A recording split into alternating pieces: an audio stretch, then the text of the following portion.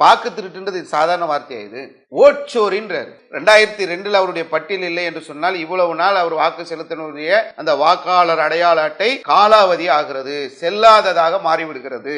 அதை தூக்கி ஓரம் போட்டுட்டு இப்போ புதிதாக அவர் எடுக்க வேண்டிய ஒரு சூழல் இருக்கிறது. சில இடங்கள்ல 2005 அதை நம்ம இப்ப கணக்கு பண்ணோம்னா 2025 அவருக்கு 37 வயதாயிருக்கும். 37 வயசு ஆயிருச்சு, நான் பல ஓட்டு போட்டேன், எனக்கு ஓட்டு போகாதெல்லாம் இருக்கக்கூடாது. 2005 டெட் லிஸ்ட், அதுக்கு முன்னாடி வாக்காளர் அந்த பட்டியலில் நம்ம பேர் இல்லை என்று சொன்னால் நாம் புதிதாக இணைக்கக்கூடிய ஒரு வேலையைத்தான் செய்ய வேண்டிய ஒரு சூழலை ஏற்படுத்தி இருக்கிறார்கள். இதை நம்ம கருத்துல கொள்ளணும். இதை கவனிக்க வேண்டிய ஒரு முக்கியமான ஒரு அம்சம். தேர்தல் ஆணைய நியமனத்திலே 3 பேர் இருந்த இடத்துல உச்சநீதிமன்ற தலைமை நீதிபதியை எடுத்துவிட்டு அங்கு பிரதமருக்கு கீழே இருக்கக்கூடிய ஒரு அமைச்சரை கொண்டு வருகிறார்கள். யார் அந்த அமைச்சர்? உள்துறை அமைச்சர் அமித்ஷா. அமித்ஷாவும் மோடியும் சேர்ந்து ஒரு தேர்தல் ஆணையரை நியமிக்கிறார்கள் என்று சொன்னால் அவர் யாரு? இவங்க 2 பேரை பற்றி ஒட்டுமொத்த உலகத்துக்கே தெரியும். இவங்க யாரு, இவங்களுடைய நிலைகள் என்ன, ஒவ்வொரு தேர்தலுக்கு பின்னாலும் நடந்த குதிரை பேரங்கள் என்ன, ஆட்சி மாற்றங்கள் என்ன, அரசியல் தகுடுதாளங்கள் என்ன, எல்லாருக்குமே தெரியும்.